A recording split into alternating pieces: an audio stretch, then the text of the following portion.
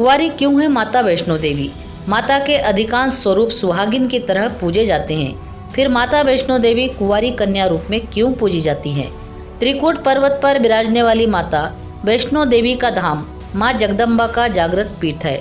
माता वैष्णो देवी के भक्त दुनिया भर से आते हैं और माता से मनोकामना पूर्ति का वरदान लेकर जाते हैं। माता वैष्णो देवी में सिंदूर चढ़ता है और सुहाग का आशीर्वाद भी मिलता है, परंतु माता कुंवारी रूप में है। इसके पीछे एक पौराणिक कथा है जो इस प्रकार से है। त्रेता युग की बात है। दक्षिण भारत के रामेश्वर में समुद्र तट पर एक सुंदर गांव था। रत्नाकर पंडित यहीं रहते थे। रत्नाकर शिवजी और माँ आदिशक्ति के बड़े भक्त थे। गांव शहर में रत्नाकर का मान तो बहुत था, पर उन्हें कोई संतान न थी। रत्नाकर की पत्नी हमेशा माँ आदिशक्ति से संतान प्राप्ति के लिए प्रार्थना करते रहती थी। उन्होंने कई वर्ष तक माँ की पूजा अर्चना की। कई सालों से संतानहीन रत्नाकर की पत्नी की प्रार्थना एक दिन माँ ने सुन ली। वह गर्भवती हुई। एक रात रत्नाकर के सपने में एक बालिका ने आकर कहा, मैं तुम्हारे घर आ रही हूँ, पर एक शर्त पर। मैं जो कुछ करना चाहूँ रोकोगे नहीं। पुजारी और सिद्ध पंडित रत्नाकर को आभास हो गया कि माँ आदिशक्ति के सत, रज और तम को दिखाने वाली 3 रूप महासरस्वती, महालक्ष्मी और महादुर्गा ने मिलकर ही इस कन्या का रूप लिया है। नियमित समय पर इस दिव्य कन्या का जन्म हुआ। रत्नाकर को यह भी पता चल गया कि यह कन्या माँ आदिशक्ति ने धर्म की रक्षा के लिए प्रकट की है। रत्नाकर उसी भाव से कन्या का लालन पालन करने लगे। तीनों महाशक्तियों के मिलन के उस स्वरूप को उन्होंने त्रिकुटा नाम दिया। त्रिकुटा का स्वभाव जन्म से ही अनूठा था। बचपन से ही वह पूजा पाठ और धार्मिक कार्यक्रमों को देखकर प्रसन्न होती थी। अभी 10वां साल शुरू भी नहीं हुआ था।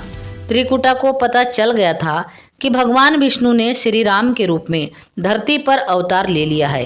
त्रिकुटा ने यह व्रत ले लिया कि वह भगवान श्री राम से ही विवाह करेगी, अन्यथा आजीवन अविवाहित रहेगी। त्रिकुटा ने अपने पिता से कहा कि वह रामेश्वरम के तट पर रहकर तपस्या करना चाहती है। शर्त के अनुसार रत्नाकर ने उसे नहीं रोका। 10 बरस की उम्र से ही त्रिकुटा समुद्र तट पर एक कुटी बनाकर रहने लगी। वह भगवान श्री राम को पति मानकर उनको पाने के लिए कठोर तप करने लगी। इसी तरह घोर तप करते त्रिकुटा को बहुत साल बीत गए।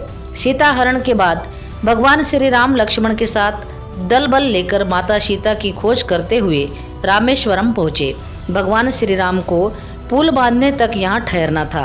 भगवान राम एक दिन विचरण कर रहे थे।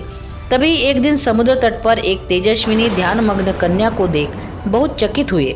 उस कन्या के तेज से वह स्थान अलग ही रोशनी से प्रकाशित हो रहा था। भगवान श्री राम कौतूहलवश उस कन्या के तपोस्थल तक पहुँचे। प्रभु ने उस कन्या से पूछा, तुम कौन हो देवी, और इतनी कम उम्र में इतना कठोर तप क्यों कर रही हो? ऐसी क्या अभिलाषा है जिसके लिए घोर तप करने को विवश हो? कन्या ने भगवान को विनयपूर्वक प्रणाम किया और अपना परिचय पंडित रत्नाकर की पुत्री त्रिकुटा के रूप में दिया। फिर अपनी प्रतिज्ञा बताई। त्रिकुटा जान गई थी कि उनके सामने साक्षात भगवान श्री राम ही खड़े हैं, इसलिए उन्होंने निवेदन किया कि आप मुझे पत्नी के रूप में स्वीकार कर ले।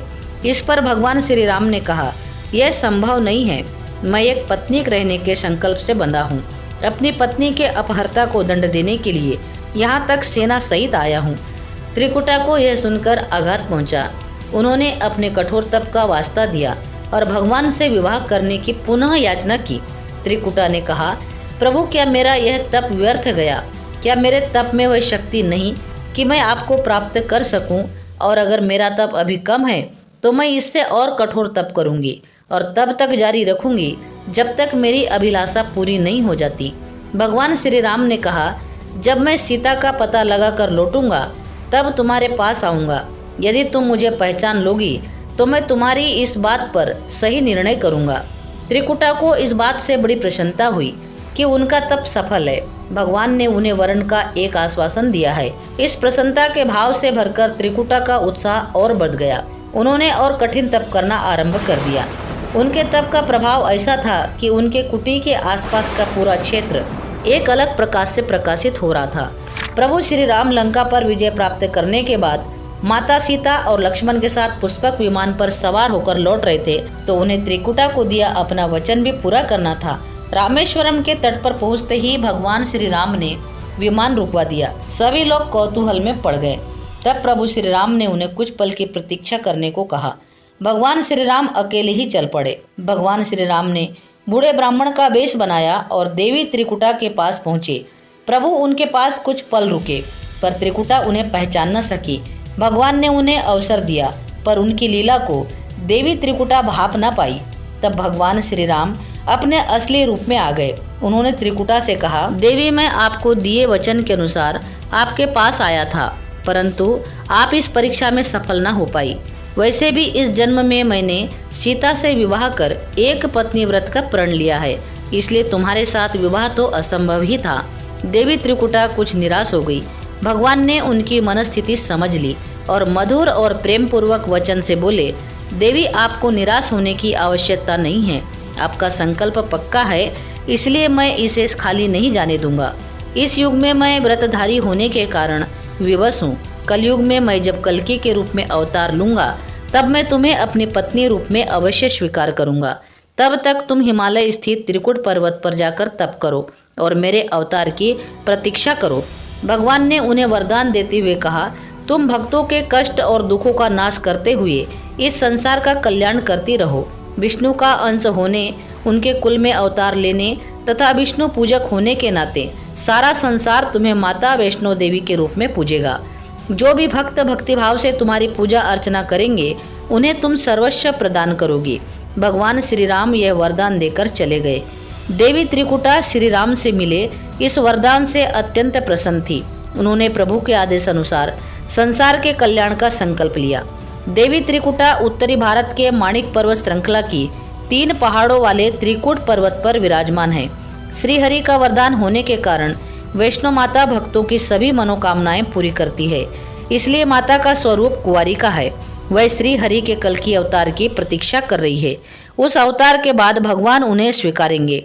दोस्तों, यदि आपको माता वैष्णो देवी की ये पौराणिक कहानी के बारे में और भी कुछ जानकारी हो तो कमेंट सेक्शन में जरूर बताना। आशा करती हूँ कि ये वीडियो आपको जरूर पसंद आई होगी।